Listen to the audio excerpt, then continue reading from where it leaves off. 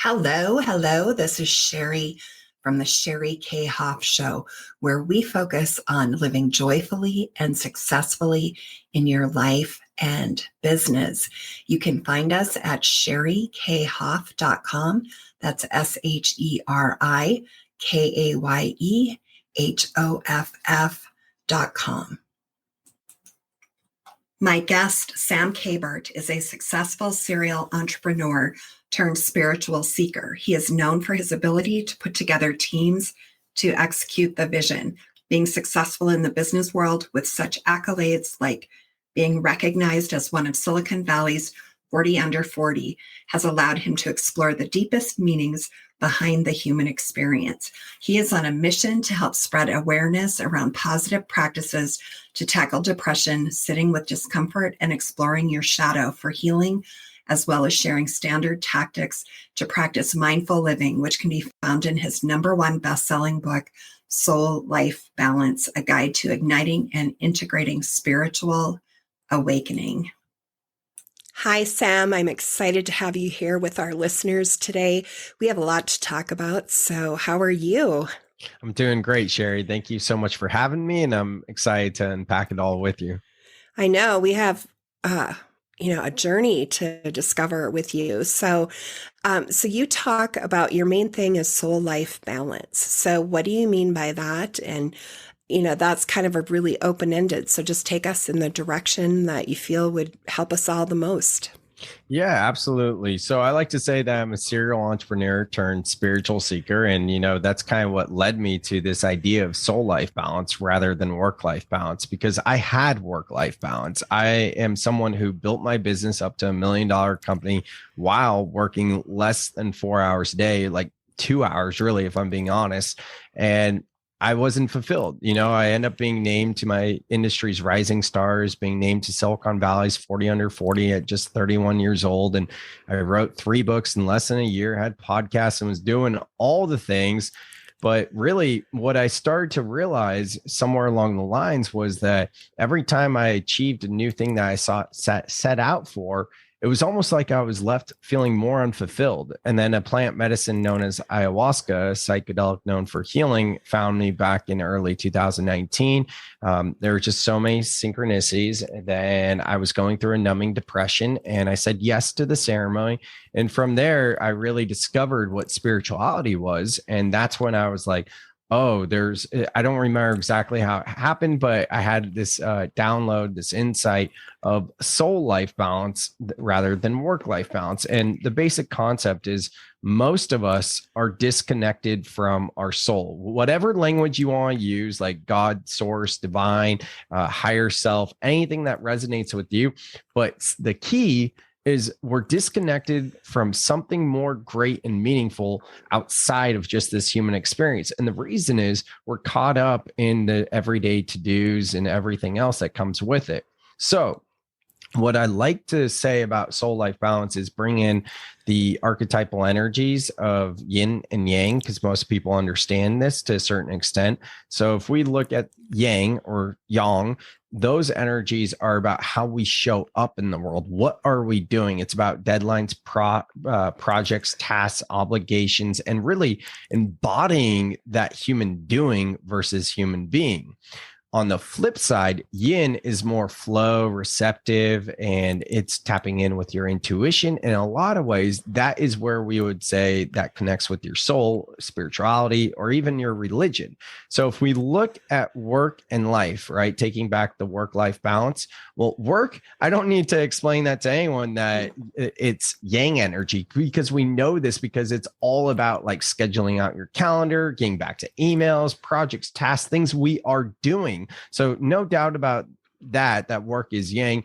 And our life is also consumed by yang energy, because most of our waking hours for most of us are spent working. And when we're not working, that's when we need to do other things, whether it be take care of our pets, our kids, or say, health check-in with a doctor or working out, whatever it might be. There's things that we're starting to check all the boxes. So in a lot of ways, if we are chasing and trying to obtain work-life balance, we're consumed by yang energy, and we don't have yin energy. We don't have that connection to flow, to receptivity, to our soul. So the reframe of work-life balance is realizing that work is part of the human experience and putting some sort of connection to your soul first and foremost. So that's soul-life balance. I love that explanation. And I think, is there anybody who ever spends too much time in yin and not enough time in yang? Because, I don't know too many people like that, but I suppose that could happen too. That's such a good question, Sheri. And absolutely, I think a lot of people in conscious communities and spiritual circles experience this, and we start to be out of balance with yin, and being flexible or fluid with schedules or things like this. And this is oftentimes encapsulated by the term spiritually bypassing. And when we hear someone say like, well, it's all perfect, or everything's going to happen exactly how it's supposed to, or when time, or I'm going to manifest this thing. I'm working on, manifesting in my meditations or journaling and affirmations, all these different things, but you don't actually do it in the physical 3D form. That becomes spiritually bypassing. And that's when we are too far on the yin side as well. Yeah, that's a really good point. And I know, like for myself, I mean, I love meditating. I love journaling. I love being in prayer. And so I was talking with a friend of mine, and I was in kind of a strange space in my life. And I said something like, oh, maybe I need to meditate on it. And she said, I feel like you should dance on it. And I loved that. And so I just turned on some crazy music, and I think it was drums even. And I just like danced it out. And so I think there's that, balance of knowing when to reflect and when to act. And although people would say dancing is kind of a form of meditation, but it's movement, it's doing something. So how can people move more into that soul life balance?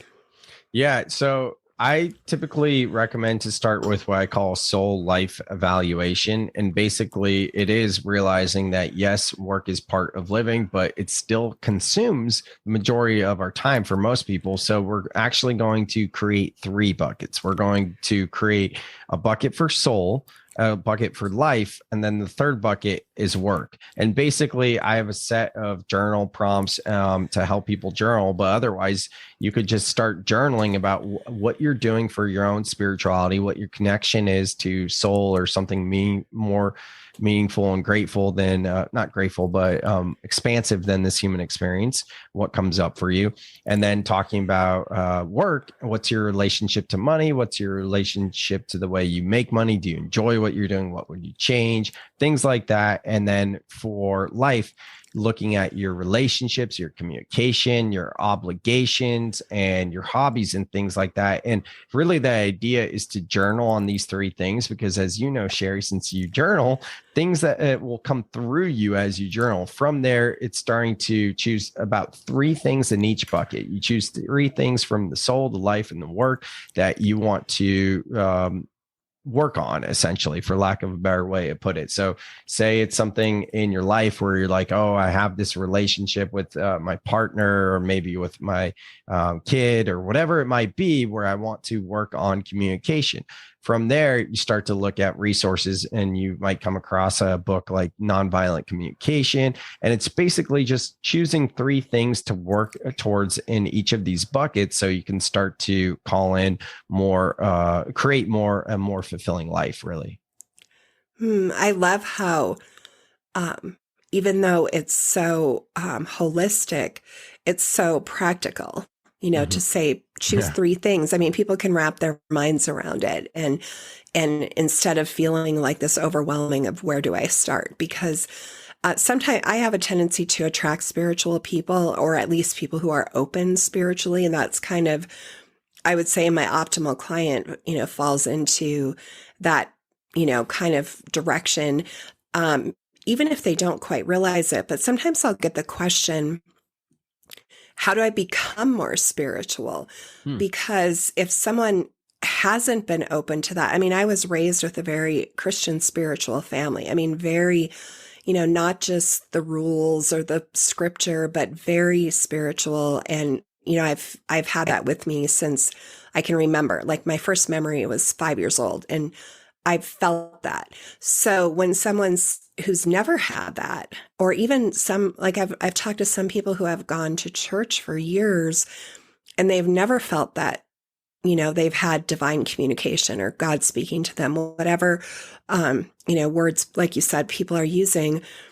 And I have like my own methods, my own ways, but I'm curious on what you would say to someone who says, well, how do I work on my spirituality? Yeah. And, it's going to be different for each person, right? And the one thing I would say is, and I'll get to answering your question just because this is coming up for me now, but oftentimes when people do start down the spiritual path and it's like new to them, they might be like, oh, I'm going to get my journaling in today, my meditation in, my reading, and, do my yoga and whatever the thing is. They start to approach it as if it's a to-do list. Then it starts to be too much. And then we start automatically, subconsciously shaming ourselves for not doing it all. So I would say like, that's where soul life balance comes in, and really realizing like, hey, I want to wake up tomorrow and meditate and then journal about my experience, and then maybe it's doing a few more things, whatever it is, but it's like, maybe that doesn't feel in alignment in that moment. So I think spirituality is actually very simple, and we're humans. So what do we tend to do? We overcomplicate things. And I think connecting to your own divinity and spirituality and deeper meaning of this human existence is as simple as slowing down, trying to find our thoughts moment to moment and checking in with ourselves and saying, hey, what do I need in this moment? And I think that is like the easiest, most accessible way to start to get into spirituality, as opposed to being like, oh, let me teach you about spirit guides and how animals are messengers and things like that, which are fantastic. And once we start to learn about these things and expand, we'll start to feel more synchronicities and know what the word synchronicity means. But until then, a very accessible way is just checking in with yourself and asking yourself what you need moment to moment. Just want to pause and let that sink in for people. I love what you said about shame. And I think the same, I think shame goes hand in hand with judgment. And, when we decide, okay, we're going to do this to change or that to change, and we don't do it, not only do we have that feeling of, oh, I didn't stick to my commitment, but then we're hard on ourselves for it. And I just think it's such a better approach to love ourselves through it, and, to look at the big picture. And if I could just throw judgment and shame out of this world, I would love to do that, because it doesn't really serve any purpose. I don't know if this ever happened to you, but I remember my dad, the worst thing he could ever say to me was shame on you. And it was like horrifying. Like I thought it was the worst thing in the world, and maybe it was, but to realize how many decisions that we make because of that, or how hard we are on ourselves because of that, which kind of leads me into the next thing. I think we've been sort of going down that road, but talking about mental health in the workplace.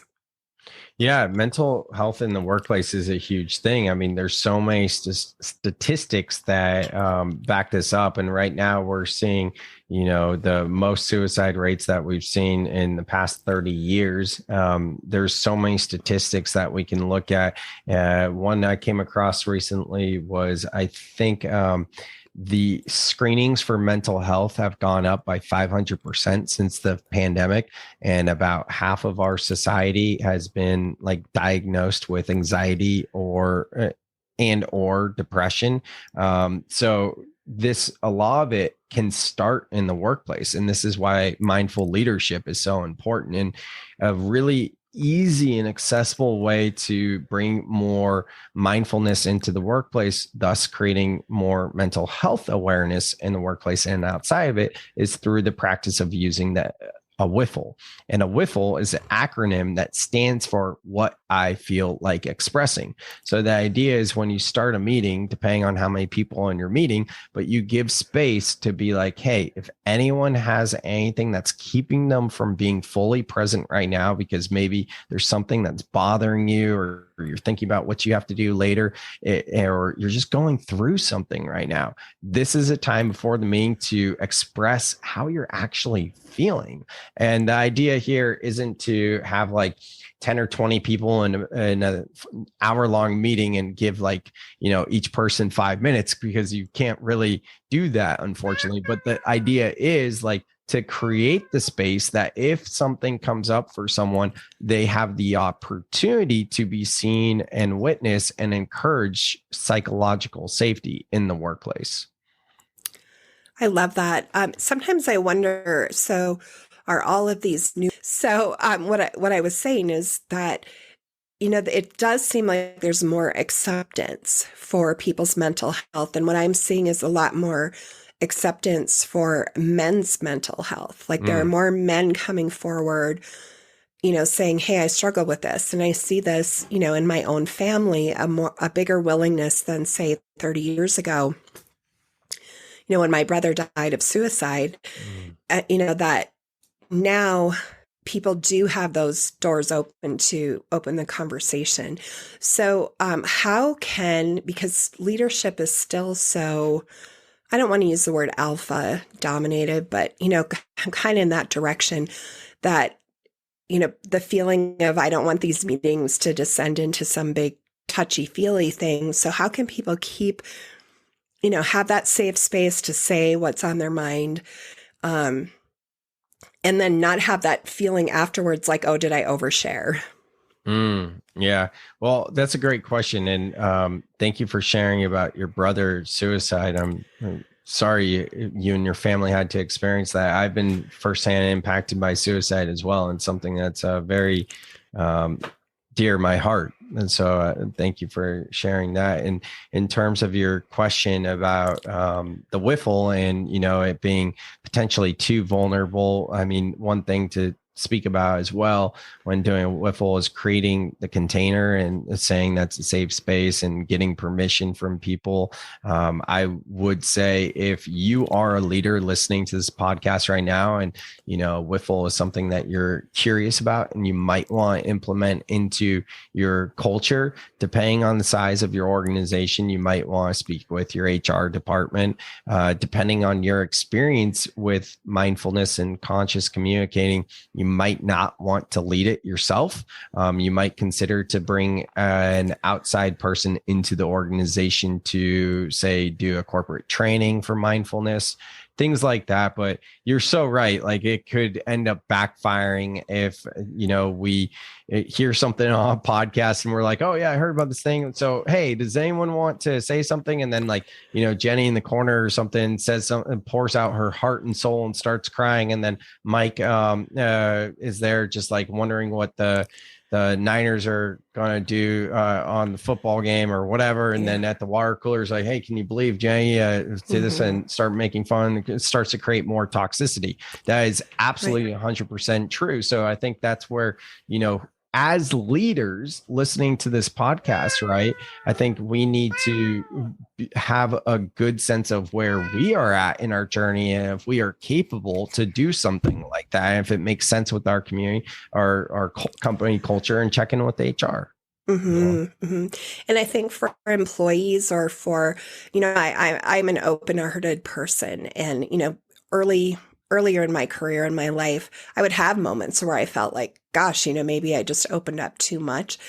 And so one prayer and intention that I have every day is that I'm sharing exactly what I want to be sharing, need to be sharing in exactly the right moment with exactly the right words. It's not about being perfect, but since I started doing that, I've been doing that for about 15 years. I don't have that, because there's times when I'll share a lot, like just sharing about my brother. So I don't have that moment afterwards of, ooh, I just became too wide open.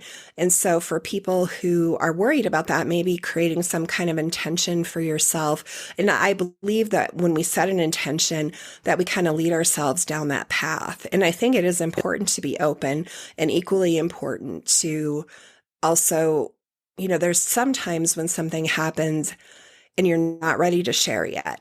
Maybe you're ready to share a couple months from now about it and ready to talk about it. So it's almost kind of like when you're going through something, sometimes you need to process a little bit before you even know how to share about it. So it's my 2 cents on that. I think that's really powerful what you said about the intention. And for anyone listening who's not too familiar with intention setting, I think that would also be a great place to start in terms of like your spiritual journey, Yeah. Yeah. So, I just think that your journey is just so fascinating, and you just have such a wonderful energy. It's very calming, very soothing. You're very grounded. I can feel that. So how can people find you? Where's the best way for them to connect with you? Well, thank you so much, Sheri. And I find you very calm and soothing and grounding as well. It's nice to get to know you through this podcast, and appreciate the work that you're doing in both your business and the podcast. As far as my stuff goes, the best place is samkabert.com. That's K-A-B as in boy, E-R-T, samkabert.com. That's my website that speaks about how I speak to corporate events and speak to schools, all sorts of things about soul life balance, mental health, and workplace, things like that. My podcast, Soul Seeker, is linked there. My book, Soul Life Balance, is linked there. My social media, most active on Instagram. But yeah, all the magic happens at samkabert.com. And from there, you can choose which rabbit hole you want to go down. So what is the one thing, if people could change one thing, or the one thing that you want them to take home today from listening, what would that be? Yeah, I believe that the aim is really to be able to check in with ourselves and trace our thoughts moment to moment, like I mentioned earlier. But for many of us, that is way too overwhelming to be like moment to moment. Like, what do you mean by that? Like, I'm at the point of where I'm trying to do that moment to moment. But I think for the majority of our society, it's just asking ourselves, what do I need today? How can I feed my soul today? And it doesn't need to be so hard that it's moment to moment. It's just like waking up in the morning and like, what would make today a good day? How can I love myself today? What does spirituality mean to me? What do I need? These type of questions. I often just say, how can I feed my soul today? Yeah, I think that's a good question, but change the language, so that resonates for you. Definitely. That's beautiful. Thank you so much, Sam. Thank you for being here with us today. Thanks, Sheri. Appreciate the time. This episode is sponsored by the Spirit Guided Biz course. You can find out more information at SheriKayhoff.com. That's SherikayehOff.com.